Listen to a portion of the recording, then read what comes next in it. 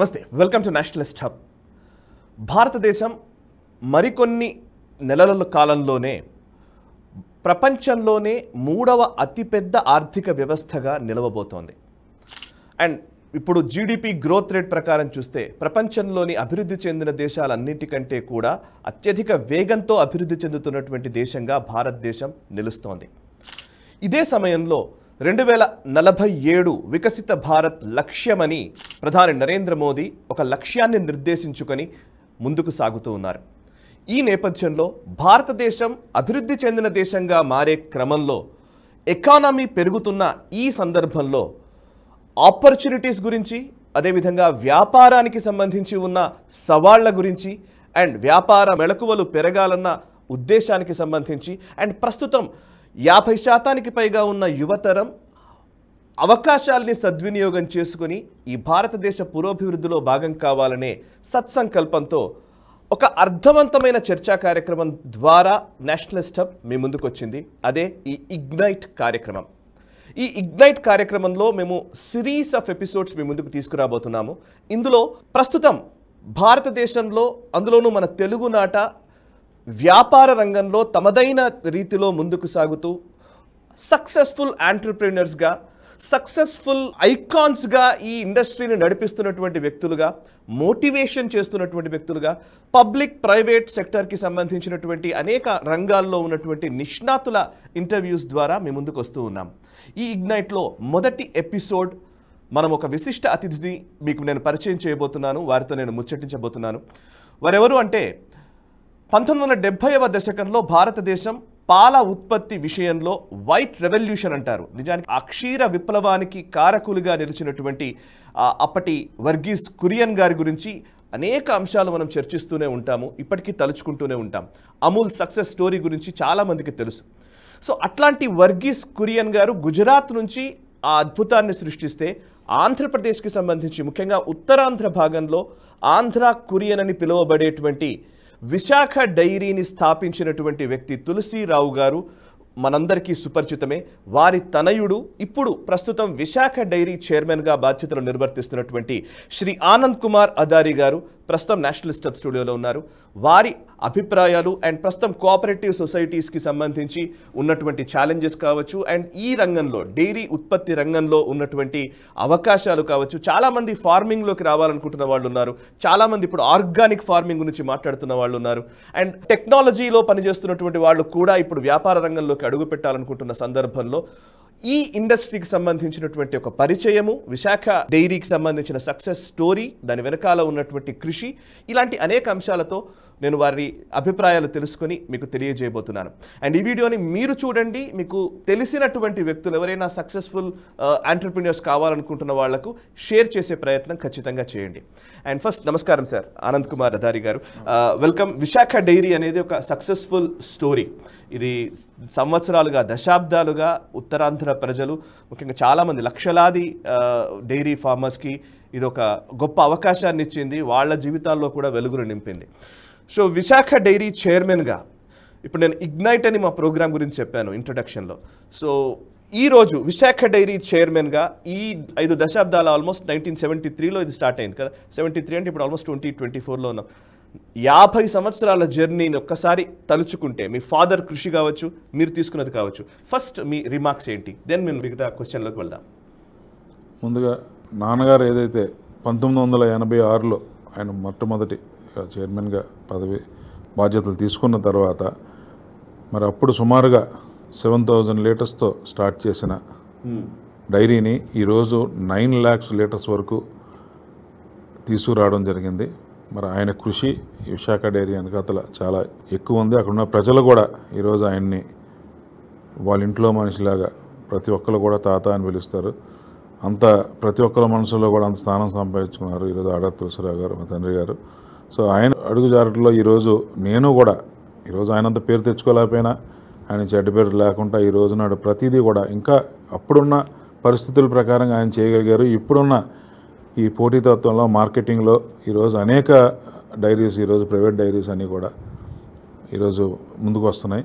So వాటిని ఎదుర్కొంటూ ఈరోజు పాలు ప్రొక్యూర్ చేయడమే కాదు, పాలు మార్కెట్లో కూడా సేల్ చేయడం కూడా అదే ఇంపార్టెంట్. అది చేసినప్పుడే ఈరోజు మనం ఫార్మర్కి మంచి రేట్ ఇవ్వగలుగుతాం. సో ఈ ఎంత ప్రైవేట్ డైరీస్ని ఎదుర్కొంటూ మేము ముందుకెళ్తూ ఫార్మర్స్కి ఇప్పటికీ స్టిల్ ప్రతి ప్రైవేట్ డైరీ కంటే ఎక్కువ ప్రైజ్ ఇస్తూ, అలాగే వాళ్ళందరికీ కూడా బోనస్లు ఇస్తూ, అవి ఒకటే కాదు, ఈరోజు బోనస్ ఒకటే కాదు, వాళ్ళ సంక్షేమం కూడా చాలా ఇంపార్టెంట్ అని చెప్పి ఒక ట్రస్ట్ పెట్టి అనేక సంక్షేమ కార్యక్రమాలు కూడా చేయడం జరుగుతుంది. ఓకే. సో 5 దశాబ్దాల్లో మీరు ఇందాక అన్నారు 7,000 లీటర్ల నుంచి ఇప్పుడు 9 లక్షల లీటర్లు. అవును. అంటే నిజంగా చిన్న నెంబర్ కాదు అది. ఈవెన్ గుజరాత్లో అమూల్ గురించి ఎక్కువగా మాట్లాడుతూ ఉంటారు అందరూ. అండ్ విశాఖ డైరీకి సంబంధించి మీ ఫాదర్, మీ నాన్నగారు ఫస్ట్ ఆయన నెలకొల్పినప్పుడు ఆయన ఎదుర్కొన్న ఇబ్బందులు ఏమైనా ఉన్నాయా? ఆ తర్వాత మీరు ఎప్పుడు టేక్ ఓవర్ చేశారు, అప్పుడు వరకు నడిచిన విధానంలో ఒడిదొడుకులు అండ్ ఎలాంటి ఇండస్ట్రీ ఇది కొంచెం చెప్తారా? ఫ్రాంక్గా చెప్పాలంటే నేను 1.5 year అయిందండి చైర్మన్ అయ్యి. నాన్నగారు కాలం చేసి 2 years అయింది. నేను చేసింది కొత్తగా ఏం లేదు, కానీ బట్ ఆయన స్టార్టింగ్ నుంచి ఈరోజు ఇప్పటి వరకు కూడా ఏదైతే ఆయన ఒక సిద్ధాంతం తీసుకున్నారో ఆ రోజే ఎప్పుడైతే చైర్మన్ అయ్యారో ప్రతి రైతు కూడా పూటకి 10 లీటర్ల పాలు పోయాలి. ఎందుకంటే ఆయన అయినప్పుడు నేను సపోజ్ ఒక రైతుని సంవత్సరం పాటు పాలు పోస్తే ఆ ఇయర్ యావరేజ్ తీసుకుంటే నాకు 1/2 లీటర్ కూడా ఉండేది కాదు. సో ఆ పరిస్థితి నుంచి 10 లీటర్ల పాలు పోయాలా అనే ధ్యేయంతో ఆయన ముందుకెళ్తూ, సో ప్రతి గ్రామానికి వెళ్ళి మనం మంచి బ్రీడ్ తెచ్చుకోవాలి, ఎప్పుడు లోకల్లో ఉన్న పశువులనే కొనుక్కోకుండా మనం బయటికి వెళ్ళి ఎక్కడైతే మంచి బ్రీడ్ ఉందో అక్కడ మహారాష్ట్ర కానీ లేకపోతే కర్ణాటక కానీ తమిళనాడు కానీ మనం అక్కడ పోయి మంచి బ్రీడ్ తెచ్చుకొని ఇక్కడ మనం అడాప్ట్ చేసుకోవాలని ఆయన ప్రతి ఫార్మర్స్ని కూడా తీసుకెళ్ళి వాళ్ళ దగ్గరుండి కొనిపించి ఈరోజు ప్రతి సొసైటీ కూడా ఈరోజు మినిమం 500 లీటర్లు పాలు పోస్తున్నాయనంటే, అంటే సుమారుగా మా నాన్నగారు అన్నంత రీచ్ అవ్వకపోయినా ఈరోజు 4 లీటర్స్ వరకు మేము రీచ్ అవ్వగలను. ప్రతి రైతు కూడా రైతు సంవత్సరానికి 4 లీటర్లు పాలు పోస్తున్నారు. ఈరోజు అది మనం 10 లీటర్లు తీసుకెళ్ళగలిగితే ఈరోజు రైతు అన్నవాడు ఎక్కడికి కూడా ఇబ్బంది పడకుండా, ఈరోజు ముఖ్యంగా ఉత్తరాంధ్రలో చూసుకుంటే వ్యవసాయం అన్నది రెండు, ఒకటి ప్యాడీ ఒకటి షుగర్ కేన్ ఒకటి. ఈ రెండు కూడా ఈరోజు అంత లాభసాటిగా లేవు. అలాగే మా దగ్గర 4 షుగర్ ఫ్యాక్టరీలు క్లోజ్ అయిపోయి ఈరోజు షుగర్ ఫ్యాక్టరీస్ లేవు. రైతులను ఆదుకునే వాళ్ళు అయితే ఎవరు లేరు అక్కడ. ఆ పరిస్థితుల్లో ఈరోజు రైతులు ఉన్నారు. ఈరోజు ఉత్తరాంధ్రకి నిజంగా చెప్పాలంటే విశాఖ డైరీ అన్నదే ఈరోజు వ్యవసాయానికి రైతులందరికి కూడా ఈరోజు ఉపాధి కల్పిస్తుంది. ప్రతి ఫార్ట్నైట్కి కూడా ఈరోజు 16 రోజున అకౌంట్లో డబ్బులు వస్తున్నాయని అంటే కేవలం విశాఖ డైరీ ఉండడం వల్లే. ఓకే. ఏ ప్రోడక్ట్స్ ఉంటాయి, డైరీ ప్రోడక్ట్స్ ఏమేమి మీ దగ్గర ఉన్నాయి? డైరీ మెయిన్గా జనరల్గా మనకి ఫ్రెష్ మిల్క్ మీ అందరికీ తెలిసిందే, మిల్క్, సో పౌచ్ మిల్క్. దాంతోపాటు ఇప్పుడు మరి ఇండియాలోనే మొట్టమొదటిసారిగా మన ఫినోప్యాక్ అన్నది స్టార్ట్ చేసాం. తర్వాత అన్ని డైరీలు కూడా స్టార్ట్ చేసాయి. అలాగే యూఎస్టీ మిల్క్. ఫినోప్యాక్ అంటే అది 3 లేయర్ ఉంటుందండి. ఒకటేమో సింగిల్ లేయర్ ఉంటుంది. సింగిల్ లేయర్ అయితే 21 days షెల్ఫ్ లైఫ్ ఉంటుంది. 3 layers అయితే ఓకే టెట్రా ప్యాక్స్ ప్యాక్ లాంటిదే, కానీ బట్ మీకు పౌచ్ మిల్క్ లాగా ఉంటుంది అది కూడా. ఓకే. బట్ ట్రాన్స్పరెన్సీ ఉండదు, but it is totally white covered sealed. Okay. అలాగే 90 days కూడా ఉంటుంది 3 layers అయితే. సో అది ఇంట్రడ్యూస్ చేసింది విశాఖ డైరీ, ఫస్ట్ ఇంట్రడ్యూస్ చేసింది. ఎప్పుడు చేశారు? ఎగ్జాక్ట్ ఇయర్ అరౌండ్ 2011 అండి. ఓకే. 2011 దేశంలోనే మొదటిది, మొట్టమొదటిసారి. ఓకే. టెట్రా ప్యాక్ అన్నది మనకి అమూల్ వీళ్ళందరూ స్టార్ట్ చేశారు, తర్వాత మనం స్టార్ట్ చేసాం. బట్ ఇదైతే మటుకు విశాఖ డైరీ మొట్టమొదటిగా స్టార్ట్ చేసింది. సో తర్వాత మనకి టెట్రా ప్యాక్ ఉంది. టెట్రా ప్యాక్లో యూఎస్టీ మిల్క్, తర్వాత ఏమో టెట్రా ప్యాక్ బ్రిక్ టైప్ ఉంది. అలాగే మిల్క్ షేక్స్ ఉన్నాయి, స్వీట్స్ ఉన్నాయి, బ్రెడ్ ఉంది. ఆల్మోస్ట్ ఆల్ ఈ మిల్క్ ప్రొడక్ట్స్ ఆల్మోస్ట్ అన్నీ కూడా బై ప్రొడక్ట్స్ ఉన్నాయి. మనకి లస్సీలు ఉన్నాయి, బటర్ మిల్క్ ఉంది, అలాగే అన్ని రకాల హెల్త్ డ్రింక్స్ ఉన్నాయి. సో విశాఖ డైరీ ఎంత పెద్ద సంస్థ సార్? అంటే in terms of turnover కావచ్చు, in terms of farmers, number of farmers కావచ్చు. ఫార్మర్స్ అయితే అరౌండ్ అది మాకు 3,80,000 ఫ్యామిలీస్ ఉన్నాయండి. 3,80,000 ఫ్యామిలీస్ ఉన్నాయి. వాళ్ళు అరౌండ్ ఏ జిల్లాల్లో ఉంటారు మోస్ట్లీ విశాఖ చుట్టుపక్కల? ఈ పాత 3 జిల్లాలు అండి, విశాఖ, విజయనగరం, శ్రీకాకుళం. ఓకే. ఉత్తరాంధ్ర మొత్తం ఉంటారు. అలాగే ఏలూరు వరకు కూడా ఓకే ప్రొక్యూర్మెంట్ ఏలూరు వరకు కూడా మేము ప్రొక్యూర్మెంట్, వెస్ట్ గోదావరిలో ఏలూరు వరకు కూడా మేము ప్రొక్యూర్మెంట్ చేస్తున్నాం. సో మాకు టర్న్ ఓవర్ వరకు వచ్చేసరికి అరౌండ్ 2000 క్రోర్స్ వరకు ఈరోజు టర్న్ ఓవర్కి రీచ్ అయ్యాం. రానున్న కాలంలో ఇంకా మాకు అనేక బై ప్రోడక్ట్స్ ఇయర్లోనే కొద్ది పెరిగాయి కాబట్టి ఇంకా మా తాలూకా టర్న్ ఓవర్ కూడా పెరిగే అవకాశం చాలా ఎక్కువ ఉంది. మోస్ట్లీ మేము ఎప్పుడు ఆలోచించేది ఏంటంటే ఏ ప్రోడక్ట్ ఉన్నా అది మ్యాక్సిమం హెల్తీగా ఉండాలి, ఎటువంటి మన ప్రిజర్వేటివ్స్ వాడకూడదు. ఈవెన్ మనకి ఫుడ్ అండ్ సేఫ్టీ వాళ్ళు ఇచ్చిన ఇన్స్ట్రక్షన్స్ ప్రకారం కూడా మినిమం కూడా మనం వాడకూడదనే ఉద్దేశంతో ఈరోజు మనకి షెల్ఫ్ లైఫ్ కొద్ది తక్కువైనా బట్ ఆ ట్రాన్స్పోర్ట్ నెట్వర్క్ని కొద్దిగా డెవలప్ చేసి ఎప్పటికప్పుడు మనం అందేటట్టు, ప్రజలకు అందేటట్టు మేము ఈ రోజు నాడు ప్రికాషన్స్ తీసుకొని ఈరోజు ఎక్కడ కూడా ప్రిజర్వేటివ్స్ లేకుండా కూడా ఈరోజు మార్కెట్లోకి బై ప్రొడక్ట్స్ కానీ లేకపోతే మిల్క్ కానీ ఈరోజు పంపించడం జరుగుతుంది. అదే మిల్క్ ప్రొక్యూర్ చేయడం ఒక లెక్క, దాన్ని పాడు కాకుండా కాపాడడం ఒక లెక్క, డిస్ట్రిబ్యూషన్ ఒక లెక్క. సో మీరు అది ఇందాక షెల్ఫ్ లైఫ్ అన్నారు కదా. సో దీనికి మీరు అంటే స్పెసిఫిక్గా ఏమన్నా ఒక ఫార్ములా ఇదేమన్నా ఉందా? అంటే ఆల్రెడీ అడాప్టెడ్ మోడల్నే మీరు తీసుకున్నారా? జనరల్ అని అందరూ ఫాలో అయ్యేది ఒకటే, కాకపోతే ఏంటంటే this milk industry is very different అండి. ఎందుకు అని అంటే ఈరోజు ప్రొక్యూర్ అయింది రేపు మార్కెట్లోకి వెళ్ళాలి. అవును, ఈరోజు ప్రొక్యూర్ అయింది రేపు మార్కెట్లోకి వెళ్ళకపోతే దట్ ఈస్ వేస్ట్ అవుతుంది. క్వాలిటీ కూడా ఉండదు. So that we can't, quality లేనిది మన మార్కెట్లో పంపించకూడదు. That Visakha dairy is totally against. ఏ ప్రోడక్ట్ కూడా మనకి బయటకు వెళ్ళిందా అని అంటే అది కంపల్సరీ టెస్ట్ అయ్యి బయటకు వెళ్ళాలి. సో అందుకని ఏంటంటే మేము ఈ మిల్క్ని వితిన్ 2 daysలో టోటల్ బై ప్రోడక్ట్స్ని కన్వర్ట్ చేయాలి, లేదా మిల్క్ రూపంలో పైకి సేల్ చేయాలి. సో ప్రతిదీ కూడా మనం ఒక స్వీట్ తయారు చేయడం అనుకోండి, ప్రతి దానికి కూడా షెల్ఫ్ లైఫ్ ఉంటుంది. ఈరోజు మనకి మిల్క్ ఎక్కువైపోయింది కదా, స్వీట్ తయారు చేసి పెట్టామనుకోండి, if that is not in the market at right time when it go to the customers, already 4 days ఉండిపోయింది మన మార్కెట్లోకి వెళ్తే it is a challenge again. ఏంటండి ill shows. So everything should be in a planned way. మనం ఈరోజు ఏదో ఒకటి extra మనం చేసి మనం ప్యాక్ చేసి మనం పెట్టి తర్వాత మనం అమ్ముదామనంటే వీ కాంట్ సెల్ ఇట్, లేదా and customer also won't agree for it. Okay.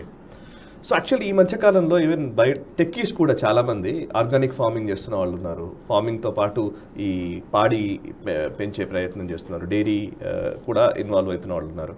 ఈ మధ్య కొన్ని ప్రైవేట్ కంపెనీస్ కూడా చాలా వచ్చాయి, విపరీతమైన మార్కెటింగ్ చేస్తున్న కంపెనీస్ కూడా ఉన్నాయి. సో మీరు విశాఖ డైరీ, ఇందాక మీరు అన్నారు ప్రైవేట్ ప్లేయర్స్తో మేము కంపీట్ చేస్తూ మేము ముందుకు సాగుతూ ఉన్నామని. ఏంటి డిఫరెన్స్ ఏంటి కోఆపరేటివ్ సొసైటీ మీ మోడల్కి అండ్ ఇప్పుడు మిగతా వాళ్ళందరూ చిన్న చిన్న క్లస్టర్స్లో చిన్నగా చేస్తున్నారా? మోడల్లో డిఫరెన్స్ ఏంటి బిజినెస్కి సంబంధించి? డైరీ అండి, డైరీ ఇప్పుడు జనరల్గా విశాఖ డైరీ కానండి, ఎనీ లైక్ మాకు విశాఖ డైరీతో పాటు other dairies other like corporate dairies ఏదైనా కూడా there is a lot of challenge between private dairies and corporative dairies or like our farmers company limited dairies. So both farmers company limited both are same అండి. Cooperative or farmers company limited are like Amul is different, huh? Yeah, Amul is Amul actually it is a group of union together is called Amul. Okay. So ప్రతి స్టేట్కి ఒక union ఉంటుంది, ఆ union అన్నీ కూడా అమూల్ కింద ఉంటాయి. ఓకే. సో అది అవన్నీ కూడా కార్పొరేటివ్ సిస్టంలో ఉంటాయి. మాది same policy is same policy technically different. It is NDDP వాళ్ళు ఈ విధంగా అయితే ఇంకా డైరీస్ డెవలప్ అవుతాయని చెప్పేసి దే కన్వర్టెడ్ ఇంటూ. సో ఏదైనా ఇదైనా కూడా మాకున్న ఛాలెంజ్ ఏంటంటే ఈరోజు మేము హాలిడే వెళ్ళాం, no holiday, but private dairies can take any decision any time, they can give 2 days holidays. చాలా డైరీస్ కొన్ని ప్రాక్టీస్ ఉంటుంది. సో 7 days కలెక్ట్ చేసి 1 day హాలిడే ఇస్తారు. పాలైతే 7 days కలెక్ట్ అవుతుంది, 1 day హాలిడే ఇస్తారు. అంటే 1 day payment will be with them, they won't. So అది మేము చేయలేం. ఇన్ కేస్ ఇప్పుడు చూడండి లైక్ తమిళనాడు కానీ కర్ణాటక కానీ మహారాష్ట్ర కానీ ఈరోజు మేము ఇచ్చే రేటు సొసైటీకి ఇచ్చే rate 325 KG per KG fat I'm talking about. So కానీ మహారాష్ట్రలో దొరికేది 250. కానీ అక్కడ మా పక్క రాష్ట్రాల్లో దొరికేది ఆల్మోస్ట్ సిమిలర్గా 250, 240 కూడా ఉన్నాయి. మీరు 300. సో అక్కడ ఏంటంటే పెంచే అవకాశం ఉంటుంది, తగ్గించే అవకాశం ఉంటుంది. బట్ విశాఖ డైరీకి ఎందుకనంటే ఇది టోటల్లీ రైతులతో బెనిఫిట్ కోసం, రైతుల తాలూకా ఇబ్బందులు లేకుండా వాళ్ళకి కంటిన్యూస్గా ఒక రేట్ ఇవ్వాలి అనే ఉద్దేశంతో మేము ఈ పాలసీ పెట్టి, చైర్మన్ గారు ఈ పాలసీ పెట్టారు, తులసిరావు గారు. అది పెట్టిన దగ్గర నుంచి ఏ రోజు కూడా తగ్గించే అవకాశం మ్యాక్సిమం తప్పదు అనుకుంటే ఒక ₹3 ₹4 తగ్గించాలా తప్ప అంతకుమించి తగ్గించి రైతులను ఇబ్బంది పెట్టే కార్యక్రమం ఎప్పుడు మేము చెయ్యం. సో ఎందుకంటే లాభం వచ్చినా నష్టం వచ్చినా వాళ్ళదే. So Visakha dairy never holds any profit. ఆ శాలరీస్ కానీ other maintenance charges, miscellaneous charges ఒకటి తప్ప మిగతాదంతా కూడా it will go to farmers. So వితల్ ప్రైస్ కింద ఫార్మర్స్కి వెళ్ళిపోతుంది. సో ఇంకొకటి ఏంటంటే we can't stop from farmers. ఈరోజు పాలు ఎక్కువైపోయాయి.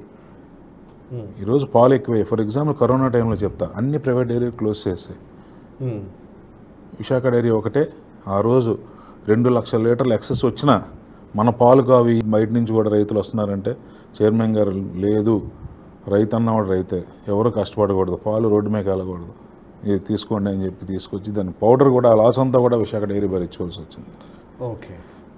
ఈరోజు పక్క రాష్ట్రాల్లో మనకు తక్కువ వస్తుంది కదా అని చెప్పి ఇక్కడ పాలు ఆపేసి అక్కడికి వెళ్ళి కొని ఇక్కడ రైతుల దగ్గర నుంచి పాలు తీసుకోవడం అన్నది మా పాలసీ కాదు.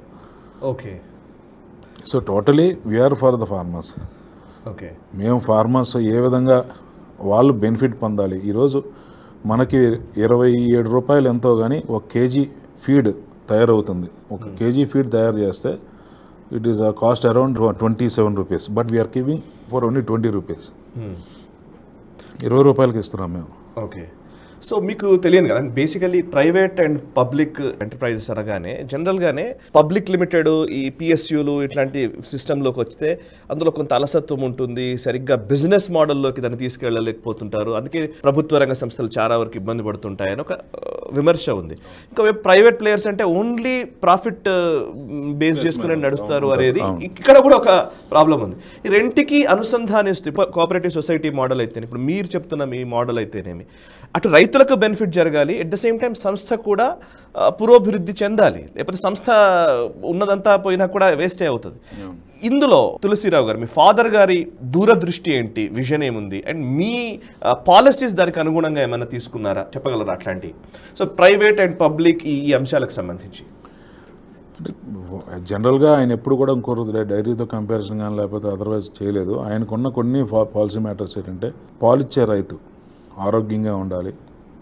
ఆ పాలిచ్చే రైతు ఆరోగ్యంగా ఉంటే పశువును ఆరోగ్యంగా చూసుకోగలుగుతాడు, ఆ క్యాటిల్ని ఆరోగ్యంగా చూసుకోగలుగుతాడు, కొద్దిగా ఫ్యామిలీ ఆరోగ్యంగా ఉంటుంది, యజమాని ఆరోగ్యంగా ఉంటే మొత్తం కుటుంబం ఆరోగ్యంగా ఉంటుంది అనే పాలసీ ఒకటి పెట్టుకున్నారు. ఆ పాలసీ రూపంలోనే ఈరోజు ఒక ట్రస్ట్ పెట్టి ఒక హాస్పిటల్ పెట్టి 650 బెడ్ హాస్పిటల్ని ఈరోజు రన్ చేస్తూ ఫార్మర్స్కి అందరూ కూడా ఉచితంగా ట్రీట్మెంట్ చేస్తూ, ఉత్తరాంధ్రలో ఈరోజు ఇప్పుడంటే ఆరోగ్యశ్రీలన్నీ వచ్చాయి. ఈయన స్టార్ట్ చేసి 30 years అయింది. ఈయన స్టార్ట్ చేసి ట్రస్ట్ స్టార్ట్ చేసి 30 years అయింది. హాస్పిటల్ స్టార్ట్ చేసి అప్పుడు 35 బెడ్, ఈరోజు 650 bed. Okay. You name it, everything is going on their. అంటే మల్టీ స్పెషాలిటీ అంటే ఏదో మనం అన్ని బెడ్స్ అంటే కొన్ని రకాల మనం ట్రీట్మెంట్సే కాకుండా ఈరోజు open heart surgeries, transplant, lung, liver, kidneys అన్నీ ట్రాన్స్ప్లాంటేషన్ చేయడం కానీ, లేకపోతే ఎటువంటి అన్ని డిపార్ట్మెంట్స్ ఈరోజు వన్ ఆఫ్ బెస్ట్ డాక్టర్స్ పెట్టి బెస్ట్ ఎక్విప్మెంట్స్ పెట్టి ఈరోజు మనం ట్రీట్ చేయడం కానీ ఇవన్నీ జరుగుతున్నాయి అక్కడ. ఈరోజు అయితే అటువంటి పరిస్థితి నాకు తెలిసి అయితే ఇండియాలో ఎక్కడా లేదు. ఓకే. ఒక స్కూల్ పెట్టి ఈరోజు 850 మంది ఈరోజు స్కూల్లో చదువుతున్నారు. ఓకే. అలాగే రైతు అలాగే ఎంప్లాయీస్ వెల్ఫేర్, అందులో ఉన్న ఎంప్లాయీస్ వెల్ఫేర్ కూడా. ఎంతమంది ఎంప్లాయీస్ ఉంటారండి? అరౌండ్ 1300 వరకు ఉంటారండి. 1300. ఇండైరెక్ట్ అంటుంది ఏంటంటే ఇంకా అదర్ సోర్సెస్లో ఉన్న వాళ్ళు కూడా ఉంటారు, కానీ telling direct employment. Okay. Okay. And even శిథిలావస్థలో ఉన్న ఆలయాలను కూడా చాలా వరకు పునరుద్ధరించారు మీరు, అది ఒకసారి చెప్తారా?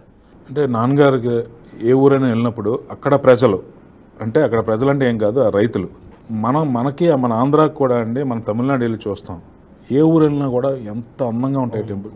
ఒక చిన్న ఊరు కూడా, ఆ చిన్న ఊరిలో ఉన్న టెంపుల్ని కూడా ఎంతో ఇదిగా మెయింటైన్ చేస్తారు అక్కడ ఉన్న ప్రజలు. మరి అక్కడున్న ప్రభుత్వం కూడా అదే విధంగా వాళ్ళు సపోర్ట్ చేస్తున్నారు. ఇప్పుడు మనం కూడా మన ప్రభుత్వాలు కూడా ముందుకు వచ్చి మనకున్న ఆలయాలను, మన సంస్కృతిని కూడా మనం కాపాడుకోవాల్సిన బాధ్యత మనకు కూడా ఉంది అనే భావన ఆయనకు ఉంది. సో ఎవరైనా అక్కడికి వెళ్ళి ప్రజలు అడిగినప్పుడు మా ఊర్లో ఇలా గుడి కడుతున్నామండి సగంలో ఆగిపోయిందంటే ఇమీడియట్గా ఆయన హెల్ప్ చేస్తారు. లేదు గుడి కడుతున్నామనంట, గుడి కట్టినందుకు కూడా ఆయన హెల్ప్ చేస్తారు. ఇప్పుడు మా ఊర్లో 3 రామాలయాలు కట్టాం, సొంతంగా 3 రామాలయాలు కట్టాం. అలాగే ఇప్పుడు పురాతనమైన గుళ్ళు ఉన్నాయి, వాటికి ఏదైనా మనం హెల్ప్ చేయాలి, లేకపోతే ఈరోజు ఏదైనా మెయింటెనెన్స్కి మనం దానికి మినిమం చేయకపోతే పాడవుతుంది అనే ఉద్దేశంతో ఎవరైనా ముందుకు వస్తే వాటికి హెల్ప్ చేయడం. ఇలాగ అనేక గుళ్ళు అన్నది మన సాంప్రదాయం కాపాడుకోవాలనే ఉద్దేశంతో ఆయన ఆల్మోస్ట్ వైజాగ్ జిల్లాలో ఎక్కువ, అలాగే శ్రీకాకుళం, విజయనగరం అన్నింటిలో కూడా ఎవరు వచ్చినా కూడా ముందుకు వచ్చి ఆయన తప్పకుండా హెల్ప్ చేసి మళ్ళీ అది అయిందా లేదా అని కూడా తిరిగి అడిగి ఆ టైంకి ఓపెనింగ్ టైంకి నేను వెళ్ళి చూసేవారు కూడా అక్కడికి వెళ్ళి బాగా కట్టారు, చాలా బాగుంది, ఇంకేమైనా హెల్ప్ కావాలంటే చెప్పండి అని చెప్పి వచ్చి అడిగేవారు ఆయన. సో మనం మినిమం బాధ్యత ఉండాలి కాబట్టి ఆయన కూడా ఎప్పుడైనా రైతులు కానీ వచ్చి ఏదైనా హెల్ప్ అడిగినప్పుడు అది నో అనుకుంటా, అది ఆలయాలు అవ్వచ్చు, రోడ్లు అవ్వచ్చు, లేదా స్కూల్ బిల్డింగ్లు అవ్వచ్చు, లేదా కళ్యాణ మండపాలు. మా ఊర్లో ఎక్కడా కూడా కమ్యూనిటీ హాల్ లేదండి, చిన్న కళ్యాణ మండపం కట్టుకుంటే ఊర్లో పెళ్ళిళ్ళు చేసుకుంటా అంటే ఆ కళ్యాణ మండపాలు కట్టడం కానీ. Okay, very nice. So white revolution గురించి ఒకసారి మనం మాట్లాడాలి. 1970వ దశకంలో ఆపరేషన్ ఫ్లడ్ లేదా వైట్ రెవల్యూషన్ అంటారు. వర్గీస్ కురియన్ గారు దానికి నిజానికి ఒక రకంగా చెప్పాలంటే ఈరోజు క్షీర విప్లవానికి ఆయన ఆద్యులు అని అంటుంటారు. సో ఇప్పుడు కోఆపరేటివ్ సొసైటీస్ ఆ మోడల్ గుజరాత్లో సక్సెస్ఫుల్గా నడిచింది. కోఆపరేటివ్ సొసైటీస్కి సంబంధించిన మోడల్ మొట్టమొదటిసారి మోదీ ప్రధాని అయిన తర్వాత కోఆపరేటివ్ సొసైటీస్కి సంబంధించి ఒక మినిస్ట్రీయే ఏర్పాటు చేయడం జరిగింది. దానికి హోంమంత్రి అమిత్ షా గారే కోఆపరేటివ్ మినిస్టర్గా కూడా ఉన్నారు. ఆయన ఈ మధ్య కాలంలోనే ఒక స్టేట్మెంట్ ఇచ్చారు, వైట్ రెవల్యూషన్ 2.0 అని ఆయన చెప్తూ ఉన్నారు. మరొకసారి వైట్ రెవల్యూషన్ తీసుకొస్తున్నాము అంటే కొత్త ప్రణాళికలు తీసుకురావడం జరిగింది. అండ్ చాలామంది కోఆపరేటివ్ సొసైటీస్లో లేకుండా ఉన్న వాళ్ళు ఉన్నారు, వాళ్ళందరినీ దీంట్లోకి తీసుకురావాలి. మహిళలకి ముఖ్యంగా ఇది ఒక లాభసాటిగా ఈ డైరీ ఇండస్ట్రీని తీసుకెళ్ళాలి, కోఆపరేటివ్ సొసైటీస్ సిస్టమ్ని ఇంకా అద్భుతంగా చేయాలనేది ఆయన సంకల్పం అనేది ఆయన మొన్న మధ్యనే చెప్పిన మాట. కురియన్ గారి జయంతి వేడుకల్లో ఆయన మాట్లాడారు. మీరు ఎలా చూస్తారు? మీరు ఇప్పుడు ఇండస్ట్రీలోనే ఉన్నారు కాబట్టి, డైరీ ఇండస్ట్రీలోనే మీరు ఉన్నారు కాబట్టి, ఈ వైట్ రెవల్యూషన్ 2.0 అని అమిత్ షా గారు చెప్తున్న నినాదానికి మీరు ఎలా స్పందిస్తారు? అండ్ రైట్ టైంలో రైట్ డిసిషన్ తీసుకున్నారండి. ఎందుకు అంటే కారణం మీకు ఒక ఎగ్జాంపుల్ చెప్తాను నేను. మనకి ఎవ్రీ ఇయర్ నాకు తెలిసి నేను 2010 నుంచి క్లోజ్గా చూస్తున్నాను, ఇయర్ టు ఇయర్ ఫార్మర్స్ అందరూ కూడా కన్వర్ట్ అవుతున్నారు. ఒక రీజను పేరెంట్స్, ఇప్పుడున్న ఎగ్జిస్టింగ్ పేరెంట్స్ ఎవరైతే వాళ్ళు బాగా ఏజ్ అయిపోవడం వల్ల తర్వాత జనరేషను అది ఆ ఫార్మింగ్ అన్నది కొద్దిగా అన్ఈజీగా ఫీల్ అయ్యి వాళ్ళు దాంట్లో ఎంటర్ అవ్వకుండా, not talking about everybody but few of them, మాకు ఏంటంటే every year the ratio of farmers are getting slowly coming down. Okay, తగ్గుతున్నారు. ఎందుకు తగ్గుతున్నారు అని ప్రతి విలేజ్ నుంచి మొత్తం తెస్తే మోస్ట్లీ కొత్త జనరేషన్ ఏమైతే ఉన్నారో, వైజాగ్ జిల్లా వరకు చూసుకుంటే they are some factories are engaging like some textile factories కానీ, లేదా సమ్ ఈ ప్రాన్ కల్చర్ ఫ్యాక్టరీస్ కానీ, అలాగే సమ్ పెయింట్, ఏదైనా ఎనీథింగ్ ఏంటంటే మోస్ట్లీ విమెన్ ఎంప్లాయీస్గా మారిపోతున్నారు. సో ఇదేమవుతుందంటే రానున్న కాలంలోనే మీకు తెలుసు అంత స్టార్ట్ అయింది, ఒక రెవల్యూషన్గా అంత ఇయర్ టు ఇయర్ అంత గ్రో అవుతుంది అన్నది. When this gives final end ఏమవుతుందంటే ఎవరైతే వీళ్ళందరూ వెళ్ళారో again they have to come and look after farming only. వేరే సోర్స్ లేదు, వేరే ఆల్టర్నేట్ కూడా లేదు మనకి. ఎందుకనంటే ఈరోజు ల్యాండ్స్ అనేవి కూడా బేరల్గా ఉండిపోయి ఎవరు కూడా వచ్చి దాని కనీసం ఒక మొక్క కూడా నాటే పరిస్థితి కూడా ఎక్కడ కనిపించడం లేదు. అంటే పరిస్థితి కూడా అలా ఉంది. సో ఈ టైంలోనే అమిత్ షా గారు ఈరోజు తీసుకున్న నిర్ణయం అయితే మటుకు ఇప్పుడు మనకి రైట్ నౌ దానికి రిజల్ట్స్ చూపించకపోయినా but in future that will give a very good impact in village background, mostly in women. ఈరోజు తులసిరావు గారు కూడా చైర్మన్ గారు ఎక్కడైతే ప్రతి సొసైటీ కూడా విమెన్ ఫార్మర్స్కే ఈరోజు ఎన్రోల్ చేశారు దాంట్లో. ఈరోజు ఆ పేమెంట్ కూడా ఇట్స్ అన్ వెరీ ట్రాన్స్పరెంట్, చేతికి కూడా వెళ్ళదు, అకౌంటే. నోవేర్ మనీ అన్నది ఎప్పుడు కూడా అది ఆ రోజులు అయిపోయి ఆల్మోస్ట్ ఒక 8 years బ్యాకే total it came to digital అకౌంట్కి వెళ్ళిపోవడమే, విమెన్ అకౌంట్లోకి వెళ్తుంది. ఎవరో కూడా వాళ్ళ హస్బెండ్ అకౌంట్కి కానీ లేకపోతే ఇంకో అకౌంట్ కానీ వెళ్ళదు. సో అలాగే ఏంటంటే టు ఎంకరేజ్ విమెన్. అండ్ యాక్చువల్గా చెప్పాలంటే విలేజ్లో కూడా మీరు చూడండి, పొద్దున్నే లేచి ఎక్కడైతే యానిమల్ దగ్గరికి వెళ్ళి పశువు దగ్గరికి వెళ్ళి శుభ్రంగా దాన్ని కడిగి అన్నీ చేసి క్లీన్ చేసి దానికి వాటర్ పెట్టి పాలు తీసి సొసైటీకి తీసుకొచ్చేది మీరు ఓవరాల్గా చూసుకుంటే మ్యాక్సిమం ఉమెన్ ఉంటారు. సో ఆయన కూడా ఈ ఉమెన్ దృష్టిలో పెట్టుకొని మనం ముందుకెళ్ళాలి, ఇంకా డెవలప్ చేయాలి అనే ఆలోచన అయితే మటుకు అది 100% this is the right time కూడా.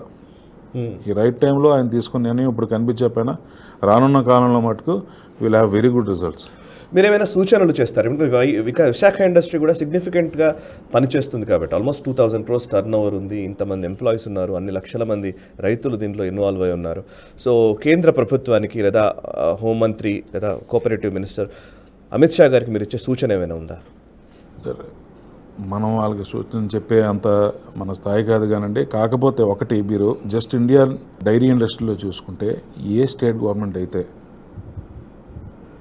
ఒక ఫార్మర్ మీద భుజం మీద చేసి నేనున్నాను అని చెప్పిందో అక్కడ నిలబడ్డాయి. మిగతా దగ్గర ఎక్కడా కూడా and no corporative society has withstand by itself, collapse అయిపోయాను నేను. మీరు ఆ రెండే స్టేట్లు మీరు గుర్తించుకుంటే, ఒకటి కర్ణాటక, ఒకటి ముఖ్యంగా ఫస్ట్ గుజరాత్, తర్వాత కర్ణాటక. ఓకే, ఇంకే స్టేట్ అయినా చెప్పండి మీరు ఉందని. ఓకే, సో ఇప్పుడు సెంట్రల్ గవర్నమెంట్, స్టేట్ గవర్నమెంట్ ఈ రెంటి రోల్ ఏంటి? ఇప్పుడు మీ విశాఖ డైరీ కావచ్చు, ఇట్లాంటి డైరీస్కి సంబంధించి కావచ్చు, ఎలా ఉంటే బాగుంటుంది మోడల్? స్టేట్ గవర్నమెంట్ నాకు తెలిసి వచ్చి ఎటువంటి రోల్ లేదండి. స్టేట్ గవర్నమెంట్ రోల్ అనుకుంటున్నాను. నాకు తెలిసి ఇన్ని సంవత్సరాలు నేను చూస్తున్నాను. ఓకే, ఏ బెనిఫిట్ కూడా గత 20 సంవత్సరాల నుంచి కూడా ఎప్పుడు నేను చూడలేదు. అయితే ఏదైనా మట్టుకు ఫార్మర్స్కి ఏదైనా ఒక బెనిఫిట్ రూపంలో, అంటే suppose feed year to year it's growing like anything అండి.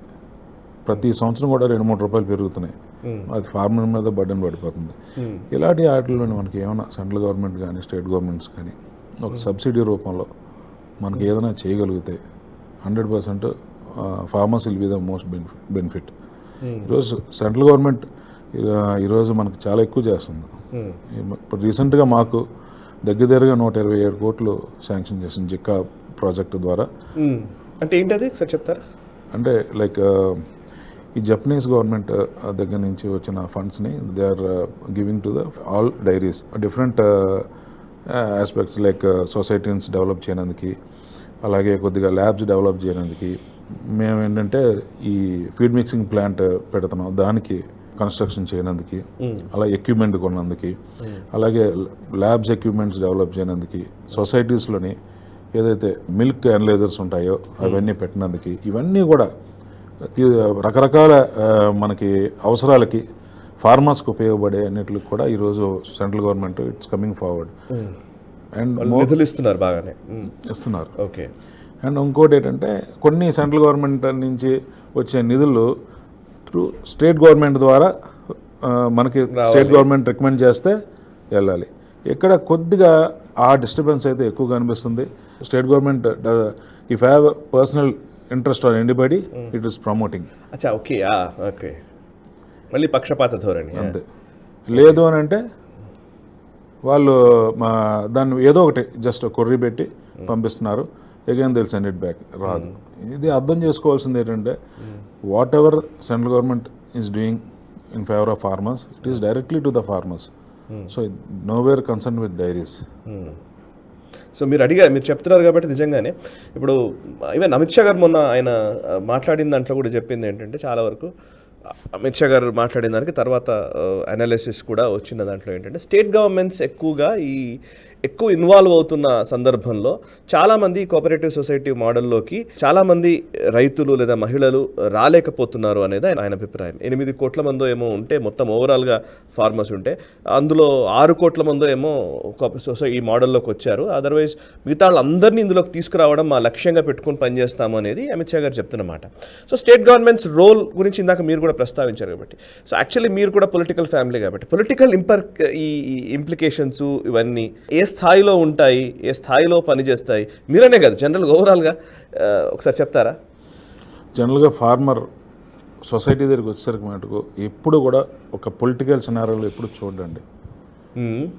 నాకు తెలిసిన దాని ప్రకారంగా సొసైటీకి వచ్చాడు అని అంటే ఈ టీడీపీయా ఈడు లేకపోతే వైసీపీయా లేకపోతే నేను ఆంధ్ర గురించి చెప్తున్నాను, ఇతను మళ్ళీ లేకపోతే ఒక జనసేన లేకపోతే ఒక బీజేపీయా అనే కాన్సెప్ట్ ఎప్పుడు కూడా సొసైటీలో ఉండదు.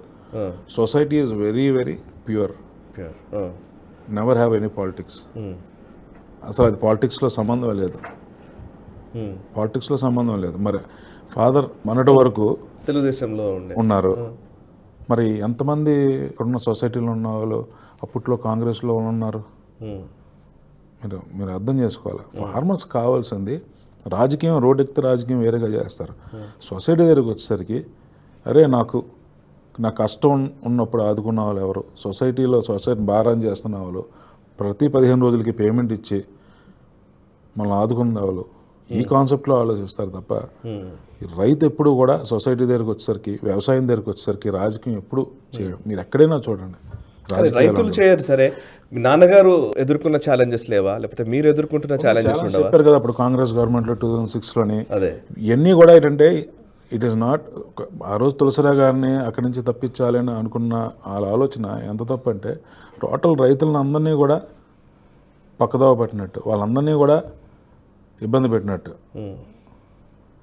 వాళ్ళందరినీ కూడా రోడ్డెక్కి మీరు చేసింది తప్పు అని చెప్పించుకునే పరిస్థితి తెచ్చుకున్న పరిస్థితి ఆ రోజు. సో ఇలాగ ఏంటంటే ఈ విధంగా రాజకీయం చేయొచ్చు. రాజకీయం ఎంతవరకు, ఎలక్షన్ ఎంతవరకే. ఎలక్షన్ అయిన తర్వాత డెవలప్మెంట్, వీటి మీద కాన్సన్ట్రేషన్ పెట్టాలి. ఈరోజు ఎక్కడికి వెళ్ళిపోతున్నామో మనకు కూడా తెలియడం లేదు. ఓకే, ఆ సిస్టమ్ మనకు ఉండకుండా ఆ రోజు అక్కడ పూర్వం ఎలా ఉండేదో, పూర్వం రాజకీయాల ప్రకారంగా ఎలక్షన్ అయిన వెంటనే డెవలప్మెంట్ చేసుకోవాలి, ఎక్కడైతే ఇబ్బందులు ఉన్నాయో ఇబ్బందులు సాల్వ్ చేసుకోవాలి, ఈ కాన్సెప్ట్తో ముందుకెళ్ళాలి తప్ప ఈ టైప్ ఆఫ్ సిస్టమ్ మనకి మంచిది కాదని నాకు అభిప్రాయం. బట్ ఈరోజు ఇప్పుడు ఇక్కడే కాదు, ఏ రాష్ట్రంలో అయినా మనకి రైతులు వచ్చేసరికి ఎట్టి పరిస్థితుల్లో వ్యవసాయం దగ్గరకు వచ్చినా, పాడి దగ్గరకు వచ్చినా వాళ్ళు ఎప్పుడు రాజకీయం చేయరు. ఓకే, సో నాన్నగారు కానీ మీ హయాంలో కానీ విశాఖ డైరీ ఎప్పుడు కూడా అపొలిటికల్గా అంటే రాజకీయాలకు అతీతంగానే పనిచేస్తూ వచ్చిందా? అండ్ ఒకవేళ ఇప్పుడు మీకు జనరల్గా ఆంధ్రప్రదేశ్ అని మీరు ప్రస్తావన చేశారు కాబట్టి ఆంధ్రప్రదేశ్లో ఉన్న కొన్ని పరిస్థితులు ఎలా ఉన్నాయంటే మీరు ఆ పక్కన ఈ పక్కన బ్లాక్ ఆర్ వైట్ ఇట్లా ఆలోచిస్తున్న పరిస్థితులు ఉన్నాయి కదా, ఏ పక్క అనే ఒక క్వశ్చన్స్ వస్తున్న టైంలో సో యాజ్ ఆనంద్ కుమార్ అదారీ గారు విశాఖ డైరీ చైర్మన్గా, లేకపోతే ఒక రాజకీయ నేపథ్యం కూడా ఉన్న వ్యక్తిగా, సో మీ అభిప్రాయం ఏంటి? ఏ పక్కకు? నేను గేటు బయట ఎలా ఉన్నా ఒక్కసారి నేను డైరీలోకి వస్తే ఐఎమ్ ఓన్లీ అ చైర్మన్ అండి. I'm not Anand, I'm not Adari కాదు, I'm not a politician, I'm not Adari Anand also. I'm a chairman represented by farmers, that's all. And I can't identify any farmer who's coming to me is some party. I can identify him as only a farmer. Okay. He comes with the issue of his own society or his personal. He never comes with the issue of a political issues with me. And I never take also those. అంటే మనం చూసేది, మనం అక్కడ వాళ్ళని observe చేసేది, ఆ కష్టం వచ్చింది ఎలా మనం ఆదుకోవాలి. కొన్ని చెప్తే విన్నందుకు కూడా వింతగా ఉంటాయి, చెప్పొచ్చో చెప్పకూడదో తెలీదు. మా ఫాదరు ఒక ఇష్యూని ఫేస్ చేశారు, ఆ ఇష్యూ చెప్పకూడదు బయటికి, ఆ ఇష్యూని ఫేస్ చేశారు. చేస్తే ఆయన వాళ్ళని ఒక టైం అడిగారు, మీరు ఏం గొడవ పడద్దు, టైం అని నేను చూస్తానని. అది ఎలా సాల్వ్ చేయాలని చెప్పి తిరిగి ఒక దగ్గరికి ఎలా చెప్పారు, పలానా దగ్గర ఆ ఇష్యూకి సొల్యూషన్ ఉంటుందనంటే ఇండోర్ వెళ్ళారు. ఇండోర్ వెళ్ళి ఆ డాక్టర్తో మాట్లాడితే అక్కడ చూశారు, ఈ సక్సెస్ రేట్ ఎక్కువ ఉంది. సో ఇద్దరికి పిల్లలు పుట్టలేదు, వైఫ్ అండ్ హస్బెండ్. సో వాళ్ళు ఇబ్బంది పడుతున్నారు. ఇబ్బంది పడద్దు, మీరు కొద్దిగా ప్రశాంతంగా ఉండండి. మనం ఎక్కడైనా ఇక్కడ మేము వైజాగ్లో చాలా చూపించుకున్నామండి, బోలంత ఎంత ఖర్చు అయింది, మాకైనా అవ్వటం లేదని. అంటే ఒక రైతు కుటుంబం నుంచి, సామాన్య రైతు కుటుంబం నుంచి వచ్చిన ఫ్యామిలీ అప్పుడు ఇండోర్ బాగుంది అక్కడ చేస్తున్నారని చెప్తే అన్ని కనుక్కొని వాళ్ళని అక్కడ పంపించారు. పంపిస్తే లక్కీగా సక్సెస్ అయ్యి ఆఫ్టర్ 9 years పాప అమ్మాయికి she's carrying and she birth to a baby, ఒక అమ్మాయికి బర్త్ ఇచ్చిందన్నమాట. అప్పటి నుంచి ఎవరు వచ్చినా ఇలా 7 years 8 years మాకు పిల్లలు లేరండి, ఇదేనంటే చైర్మన్ గారికి ఇమీడియట్గా వాళ్ళకి ఫోన్ చేసి ఈయన వాళ్ళకి అమౌంట్ ట్రాన్స్ఫర్ చేసి రైతుల పిల్లలకు కానీ లేకపోతే ఎంప్లాయీస్ పిల్లలకు కానీ మొన్న ఇంకా నెక్స్ట్ ఇయర్ అంటే హెల్త్ బాగోలేదు అనే ఫీలింగ్లో ఉన్నప్పుడు నెక్స్ట్ మళ్ళీ జనరల్ బాడీకి వస్తానా లేదా అని ఫీల్ అయ్యారేమో నాకు తెలియదు. మొత్తం అందరు చిన్నపిల్లలకి ఒక 2 grams 1 gram అంతా మొత్తం చైన్ తయారు చేసి అందరికీ కూడా చేశారు. ఐ థింక్ అరౌండ్ 80 మంది 90 మంది. అంటే అంత డీప్గా అంటే this is grievances of farmers are not only milk and అదే అర్థమైంది. ఇదే కాదు, ఫార్మర్స్కి హెల్త్, ఎడ్యుకేషన్, ఇటువంటి ఇష్యూస్, ఇంకా మల్టిపుల్ ఇష్యూస్. ఓకే, వాళ్ళ కుటుంబ సభ్యుడిలాగా that is the main important. మనకేంటంటే మనం ఏమనుకుంటామంటే పాలు పోసామా మనం పేమెంట్ ఇచ్చామా అన్నది ఎట్టి పరిస్థితుల్లో కాదండి. ఓకే, డే టు డే ఇష్యూస్లో ఉంటేనే ఫార్మర్కి we are doing correct justification. Okay, so మీరు అన్నట్టుగా గేటు బయటే రాజకీయాలు, గేట్లోకి వెళ్ళిన తర్వాత కేవలం రైతులు వాళ్ళ సంక్షేమం మాత్రమే. ఓకే, సో చివరిగా ఈ కాలం ఇప్పటి యంగ్స్టర్స్కి మీరు ఇచ్చే మెసేజ్ ఏమైనా ఉందా? అండ్ ఈ ఇండస్ట్రీకి సంబంధించి ఉన్న ఛాలెంజెస్ని అధిగమించడానికి మీరు తీసుకునే సంకల్పం లేదా మీరు నిర్దేశించుకుంటున్న లక్ష్యాలు ఏమైనా ఉన్నాయా? మేజర్ అది చాలా ఇంట్రెస్టింగ్ క్వశ్చన్ అండి. మనకి ఇప్పుడు జనరేషన్ని we have to bring them to this field. అంటే వాళ్ళకి ఏ విధంగా చెప్పాలి అని అంటే it is a small scale industry, ఇది ఒక స్మాల్ స్కేల్ ఇండస్ట్రీ అని చెప్పగలగాలి. దానికే ఇన్ఫ్రాస్ట్రక్చర్ క్రియేట్ చేయాలి. క్రియేట్ చేయాలంటే డైరీ వల్ల ఒక్క వల్లనే కాదు, governments have to support. So ఒక ఇన్ఫ్రాస్ట్రక్చర్ ఉండాలి అంటే వాళ్ళకి ఒక మిల్కింగ్ మిషన్స్ ఉండాలి, ఒక మంచి షెడ్ ఉండాలి, కనీసం ఒక 6-7 ఆవుల్ని మంచి జాతి అయిన పశువులను తీసుకొచ్చి వాళ్ళు పెట్టి పెంచుకుంటే పొజిషన్ ఉండాలి. ఇవన్నీ చేయాలి అని అంటే మటుకు డైరీస్ ఇచ్చిన కంట్రిబ్యూషన్తో పాటు గవర్నమెంట్ ఇచ్చిన కంట్రిబ్యూషన్ కూడా ఉంటే 100% we can bring back all the youth to again to this field. అంటే వాళ్ళకి ఒక మినీ స్కేల్ ఇండస్ట్రీ అని చూపించాలి. ఇప్పుడు ఎలా ఫీల్ అవుతారంటే అండి, పొద్దున్న లెగ్గానే వెళ్ళడం, అక్కడికి వెళ్ళిన వెంటనే అక్కడ ఉన్న కౌడంగా అంతా తీయాలని, ప్యాడ్ తీసి పైన పెట్టాలని, పక్కన క్లీన్ చేయాలని, ఆవులతో ఇవన్నీ ఏంటంటే వాళ్ళకి ఇదేంటిది మనం చేస్తామా చదివామా అనే ఫీలింగ్లో ఉండిపోయి అసలు అది ఒక డిగ్నిఫైడ్ జాబ్ కింద ఫీల్ అవ్వట్లేదు వాళ్ళని. ఇప్పుడు we have to create that. Correct, దాంట్లో కొంచెం ప్రొఫెషనల్గా తీసుకొచ్చి ఒక మిల్కింగ్ మెషిన్స్ వేస్తే తీయడం. ఎందుకంటే ఇప్పుడు కూడా జనరల్గా పాలు తీసే రైతులు కూడా తక్కువైపోతున్నారు. ఆ ఏజ్లో ఉన్న వాళ్ళకి అంత స్ట్రెంత్ ఉండటం లేదు, వీలా నేర్చుకోలేదు. సో అందుకని ఏంటంటే ఒక స్మాల్ స్కేల్ ఇండస్ట్రీలో మనం కానీ ప్లాన్ చేసి దీనికంటూ ఏదైనా మనకి ఒక సబ్సిడీతో ఏదైనా ఇస్తే చాలామంది ముందుకు వచ్చి పెట్టేవాళ్ళు ఉన్నారు. ఓకే, అండ్ ఇంకొక పాయింట్ కూడా ఉంది. ఇప్పుడు ప్రజల ఆరోగ్యానికి సంబంధించి కూడా ఈ మధ్యకాలంలోనే మనం చూస్తూ ఉన్నాం, ఎక్కడో ఏదో కొన్ని ఇన్సిడెంట్ ప్రతి నెల ఎక్కడో ఒక దగ్గర ఏదో ఒకటి జరుగుతోంది. పాలు అనగానే అందులో కల్తీ జరుగుతున్న పరిస్థితులు, ఏవో కెమికల్స్ కలుపుతున్నారని, ఈరోజు ప్రజలు తాగుతున్న పాలు నిజంగా శుద్ధమైన పాలేనా అనే ఒక క్వశ్చన్, ఇవన్నీ వస్తున్న టైం కదా. ప్రజల ఆరోగ్యాన్ని దృష్టిలో ఉంచుకొని విశాఖ డైరీ తరపున నిజానికి ఈ సమస్యను ఎట్లా అధిగమించవచ్చు? నిజంగా అంత మిల్క్ ప్రొడక్షన్ ఉందా, అసలు అంత వస్తుందా? రావాలంటే ఏం చేయాలి? ఇంకా మీరు అందాక అన్నట్టుగా లార్జ్ స్కేల్లో జరగాల్సిన ఏమైనా ఉన్నాయా? నాకు తెలిసి విశాఖ డైరీ కాదండి, ఏ డైరీ అయినా ఇప్పుడున్న సోకాల్డ్ ప్రైవేట్ డైరీస్ ఉన్నాయి, అలాగే డైరీస్ ఉన్నాయి, ఎవరు కూడా ఎలక్ట్రేషన్ చేసి బయటికి పంపించరండి. That is impossible. అంటే కొన్ని డైరీస్ ఉంటాయి, అన్నేమ్ డైరీస్ ఉంటాయి, లేకపోతే చిన్న మంది విత్ అంటే వాళ్ళకంటూ ఒక రెప్యుటేషన్ లేని కంపెనీస్, లేకపోతే అసలు మామూలుగా ప్యాకింగ్ కూడా జస్ట్ వైట్ కవర్లో ప్యాక్ చేసేవాళ్ళు కానీ ఇలాగా చాలామంది ఏం చేస్తారంటే ఫ్రెష్ మిల్క్ ఇలా ఆవుదేని తీసుకొచ్చి they sell it for 100 and 150 rupees also. అది చేయకూడదు అని నేను అంటాను. సో దాంట్లో ఎలక్ట్రేషన్ ఉంటుంది, దే ఆర్ సో టాలెంటెడ్. మీరు వెళ్ళండి, మీరు కళ్ళ ముందే మీకు పాలు తీస్తారు, మీ కళ్ళ ముందే పోస్తారు. మీరు ఇంటికి వెళ్ళి టెస్ట్ చేయండి, అందులో వాటర్ ఉంటుంది, ఎల్ఆర్ చాలా ఎక్కువ ఉంటుంది. అంటే ఆల్రెడీ వాటర్ మిక్స్ అయి ఉంటుంది. మీరు ఉంటారు అక్కడ, మీరు దగ్గరుండి అంత టాలెంటెడ్. సో అందుకని నేనేమంటానంటే రిప్యూటెడ్ డైరీస్ ఉన్నాయి, మంచి పెద్ద డైరీస్ ఉన్నాయి, అలాగే డైరీస్ పాలు తీసుకుంటే health will be more good. ఎప్పుడు కూడా ఈ పెద్ద డైరీలు ఏవి కూడా ఇప్పుడు ఎలక్ట్రేషన్కి ఇప్పుడు అంటే పూర్వం అంటే ఛాన్సెస్ ఆర్ మోర్. ఇప్పుడు టెక్నాలజీ మారిపోయింది, ప్రతిదీ టెస్ట్ చేయొచ్చు, ఎవ్రీథింగ్ ఈజ్ ట్రాన్స్పరెంట్. ఎక్కడైనా ఒక ట్యాంకర్ ఇది ఉందంటే వెనక్కి పంపించేస్తాం మేమైతే, నో డౌట్. అది ఏ సొసైటీ నుంచి వచ్చిందో వాళ్ళందరికీ వెనక్కి వెళ్ళిపోద్ది. So everybody are responsible. ఆ లాస్ వాళ్ళే భరించాలి, ఆ సొసైటీస్ భరించాలి. We never bring that. అది యాక్చువల్గా బల్కోర లెవెల్లోనే అయిపోద్దండి, మా వరకు కూడా రాదు. ఓకే. సో ఎన్ని ప్రికాషన్స్ ఉన్నాయి అందరికీ ఉన్నాయని నేను అనుకుంటున్నాను. 100% అందరికీ ఉంటాయి కూడా. సో ఎక్కడా కూడా ఎలక్ట్రిషన్ అన్నది ఈ పెద్ద డైరీలో ఎక్కడ కూడా జరగదు, ఇంపాసిబుల్. ఏమైనా చిన్న చిన్న డైరీస్లో జరగాలి. అండ్ మోర్ ఓవర్ కొన్ని ఇనిషియల్గా ఇన్స్టిట్యూషన్స్ ఏమైతే ఉన్నాయో, ప్రొక్యూరింగ్ గీ కానీ లేకపోతే procuring any other products, dairy products కానీ, they should be more conscious that they are taking from a very good reputated dairy. అదొకటి చూసుకుంటే ఇప్పుడు థర్డ్ పార్టీస్ అంటే ఇప్పుడు సపోజ్ నేను ఉన్నానండి, నాకు అసలు ఏమీ డైరీ బ్యాక్గ్రౌండ్ లేదు, నాకు డైరీ కూడా లేదు, నేను మీకు గీ ఇస్తానంటే ఎలా ఇస్తాను మీకు? ఓకే.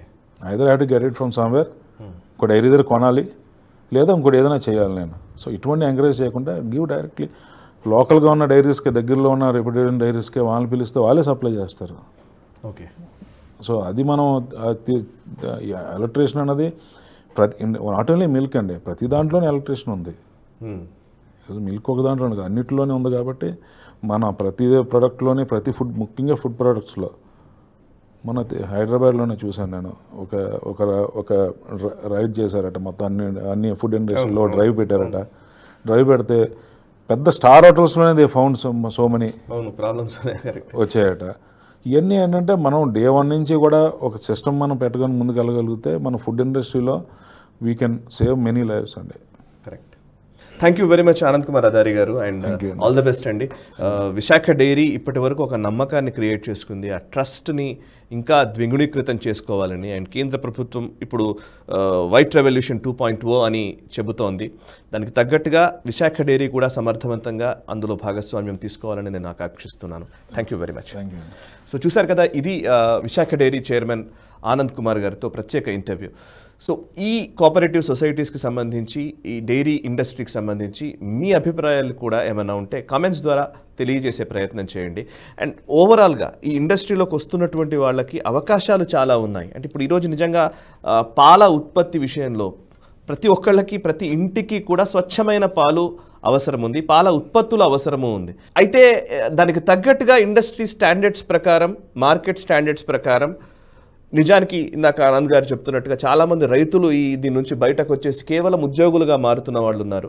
కేవలం ఉద్యోగాల్లోకి వెళ్ళడం కాకుండా ఈ అవసరాలు, ప్రజల అవసరాలు, ఆరోగ్యానికి సంబంధించిన విషయాల్లో కూడా నేటి యువతరం ముందడుగు వేస్తే అద్భుతాలు చేయవచ్చు. అండ్ భారతదేశంలో ఈ పాల ఉత్పత్తి విషయంలో వైట్ రెవల్యూషన్ 2.0లో భాగస్వామ్యం తీసుకోవచ్చు. ఆ దిశగా మీ అభిప్రాయాల్ని కమెంట్స్ ద్వారా పంచుకోండి. అండ్ ఈ వీడియోని లైక్ చేసి 10 మందికి షేర్ చేసే ప్రయత్నం చేయండి. మనసా వాచా కర్మణ, దేశహితం కోసం నేషనలిస్ట్ హబ్. ఈ వీడియో మీకు నచ్చినట్టయితే లైక్ చేయండి, 10 మందికి షేర్ చేయండి. అలాగే కామెంట్ల రూపంలో మీ అభిప్రాయాలను మాతో పంచుకోండి. Nationalist hub group of channels ను సబ్స్క్రైబ్ చేసుకుని తెలుగునాట జాతీయవాద జర్నలిజాన్ని ప్రోత్సహించండి. ఈ వీడియో కింద ఉన్న బెల్ ఐకాన్ పై క్లిక్ చేయడం మర్చిపోవద్దు.